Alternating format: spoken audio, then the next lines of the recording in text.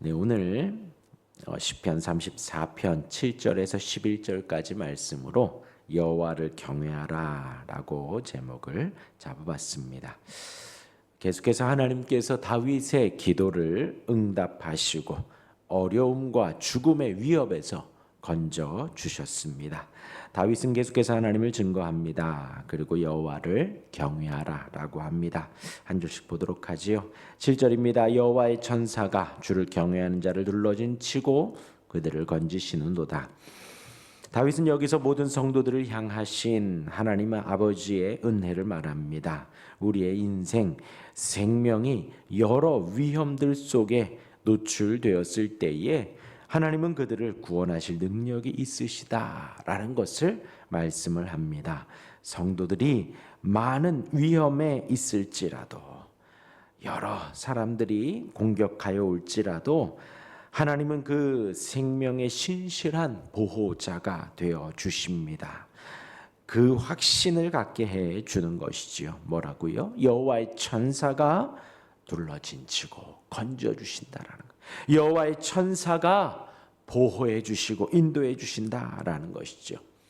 네, 천사와 마귀의 특징을 말을 해줍니다.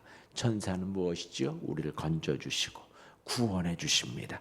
우리로 하여금 하나님을 섬기게 해주시는 것이 바로 천사의 역할입니다. 그러나 마귀는요, 우리의 믿음을 잃게 하지요. 우리로 신앙생활 못하게 합니다. 우리로 신앙생활하는데 어렵게 하는 것이 바로 마귀입니다. 히브리서 1장 14절에 이렇게 기록됩니다. 모든 천사들은 부리는 영으로서 구원받을 후사들을 위하여 섬기라고 보내심이 아니뇨. 천사들이 그러한 역할을 하죠. 지난 주일에도 설교 가운데 천사가 등장했습니다. 빈 무덤에서 울고 있는 여인들에게 천사가 나타났지요. 그리고 말씀해 주십니다. 그들의 믿음이 바닥을 쳤습니다. 예수님을 따라다니며 조금 믿음이 생긴 것 같았지만 십자가를 지시는 장면, 죽으시는 장면, 무기력하게 벌거벗겨져 십자가에 지신 그 장면을 보고 믿음이 바닥을 쳤지요. 빈 무덤을 보고 엉엉 울고 있는 그들을 향해 예수님 천사를 보내셔서 그들을 일깨워 주시고 그들의 믿음이 다시 일어난 것입니다. 그렇게 천사가 말을 걸고 천사를 통해 그들을 건져내 주신 것입니다. 저와 여러분들의 인생에도 마찬가지입니다. 우리의 인생 속에 주께로 향하도록, 우리의 인생 속에 기도할 수 있도록, 말씀을 볼 수 있도록, 신앙생활할 수 있도록 인도하시는 그렇게 주님은 우리에게 은혜를 베풀어 주십니다. 이어서 8절입니다. 너희는 여호와의 선하심을 맛보아 알지어다. 그에게 피하는 자는 복이 있도다 했습니다. 여기서 맛보아 알지어다 라는 말은 맛보아 알지어다. 계속해서 명령을 하고 있는 것입니다. 곧 우리가 마땅히 알아야 할 여호와의 선하심을 왜 깨닫지 못하냐? 전혀 알지 못하는구나. 주의 선하심을, 여호와의 선하심을 제발 맛보아라, 제발 알아라 라고 말을 하는 것입니다. 전혀 깨닫지 못하는 저와 여러분들 우리 인생의 우둔함, 어리석음을 꾸짖는 정도입니다. 하나님은 하나님의 은혜를 구하는 사람들의 기대를 실망시키지 않습니다. 여호와의 선하심을 맛보아 알고 그에게 피하는 자는 복이 있다라는 것입니다. 하나님의 은혜를 구하여서 그에게 피하는 자, 하나님의 사랑을 구하며 그 사랑 안에 거하는 자, 그에게 피하고 거하는 자는 복이 있다라는 것입니다. 하나님은 하나님의 풍성한 선하심으로 우리를 풍요롭게 해주시고 우리를 만족시켜 주십니다. 우리의 은혜가 얼마나 큰지 알아야 됩니다. 우리를 감싸고 있는 은혜가, 우리를 인도하시는 은혜와 사랑이 얼마나 큰지 알아야 합니다. 그 사랑을 우리에게 주시지만 우리가 모르는 이유는요, 우리의 불신이 있기 때문입니다. 우리의 불평이 있기 때문입니다. 그러하기 때문에 하나님의 은혜를 못 보는 것이고 하나님의 사랑을 못 듣는 것입니다.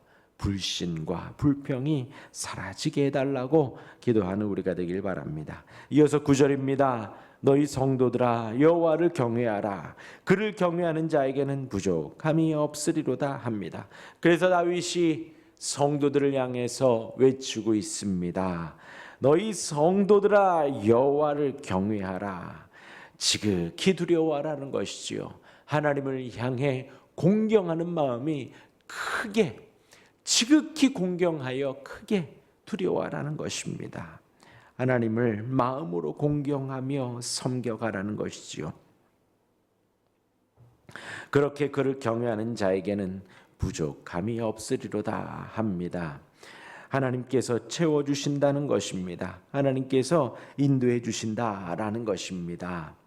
우리 인생이 하나님을 경외하여 살아가는 것, 그것이 우리 인생의 부족함을 채워가는 것입니다. 그런데 우리는 어떻게 하나요? 우리가 인생의 부족함이 있을 때에, 결핍이 있을 때에 무엇으로 채워가나요? 세상으로 채워갑니다. 세상에서 무언가 만족하기 위해서 살아갑니다. 아니에요. 하나님을 경외하는 성도들은 하나님이 채워주십니다. 세상 사람들은 세상의 방법과 세상의 모습으로 부족함을 채워가지만 성도들은 하나님이 채우십니다. 그러기에 성도들은 오직 하나님께만 기대하고 오직 하나님만 바라보고 오직 여호와 하나님 한 분만을 경외하며 지극히 높이는 것입니다. 작은 것 하나라도 하나님을 의지하고 작은 것 하나라도 하나님께 고하며 살아가야 하는 것입니다. 이어서 10절입니다. 젊은 사자는 궁핍하여 줄일지라도 여호와를 찾는 자는 모든 좋은 곳에 부족함이 없으리로다. 9절에 이어서 말하지요. 젊은 사자가 세상적으로 힘이 세고 위험차고 가장 강하다 생각하며 살아가지만 그는 궁핍할 수밖에 없습니다. 줄일 수밖에 없습니다. 그러나 여호와를 찾고 여호와를 경외하는 자는 모든 것에 부족함이 없습니다. 아니요, 더 자세하게 표현되죠. 모든 좋은 것에, 모든 좋은 곳에 부족함이 없다라고 말을 합니다. 우리를 근만족으로 채워가십니다. 실망시키지 않으십니다. 여호와를 경외하는 우리가 되길 바랍니다. 그러하기에 또 외칩니다. 11절입니다. 너희 자녀들아 와서 내 말을 들으라. 내가 여호와를 경외하는 법을 너희에게 가르치리로다 하며 오늘 본문이 마무리되죠. 여호와를 경외하는 것이 우리 인생의 목적이고 목표이고 날마다의 목표가 되기를 바랍니다. 다윗이 그래서 외치는 것입니다. 너희 자녀들아 와서 내 말을 들으라 하는 것입니다. 우리가 자녀들에게 무엇을 가르칠 수 있을까요? 영어, 수학, 태권도, 미술, 음악 여러 가지를 가르칠 수 있습니다. 그러나 우리가 가르칠 가장 궁극적인 것은 여호와를 경외하는 법을 가르치는 것입니다. 하나님을 인식하고 살아가고 하나님을 인지하고 살아가고 하나님을 가르치고 그 여호와를 경외하는 법, 그 여호와를 두려워하고 그 여호와를 잘 섬기고 공경하고 사랑하는 법, 그것을 가르치는 것입니다. 다른 교육을 할 것이 아닙니다. 주를 인정하고 주를 의지하고 주께 기도하고 그러한 삶을 살아가는 것이에요. 이것은 어떤 이데아가 아닙니다. 어떤 미신적인 것이 아닙니다. 실제적인 삶입니다. 우리에게 궁핍함이 있을 때, 우리에게 주림이 있을 때에, 우리의 부족함이 있을 때에 우리가 무엇을 바라보고 의지하는가? 주를 바라보는 것입니다. 주께 기도하는 것입니다. 주님을 부르는 것입니다. 어떤 주님이요? 지금 다윗이 의지하는 그 주님입니다. 실제적이라 그랬지요. 두려운 아기스 왕이 있을 때에 그 앞에 침을 질질 흘리며 미친 척을 합니다. 그러면서도 나와서 하나님의 구원을 찬양하고 하나님이 구원해 주셨다 고백을 합니다. 그의 삶 속에, 그의 생각 속에 항상 하나님만 있었던 것이지요. 저와 여러분 앞에 당장 앞에 있는 두려움, 내일의 두려움, 우리의 인생의 두려움, 모든 것을 주께 아뢰시길 바랍니다. 주님께 고하시길 바랍니다. 오늘 당장 눈을 떠 살아가는 하루의 일정 속에서 하나님을 경외하고 하나님을 바라보고 그 하나님을 의지하며 살아갈 수 있는 우리가 되길 바랍니다. 오늘 말씀을 들으며 여호와를 경외하는 성도가 되길 우리가 성도가 되시기를 바랍니다. 여호와를 경외하는 방법을 배우는 우리 모든 성도들이 되기를 바랍니다.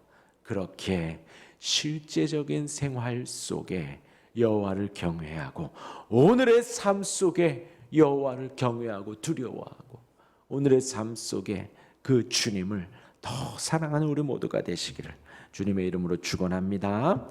아멘. 기도하겠습니다.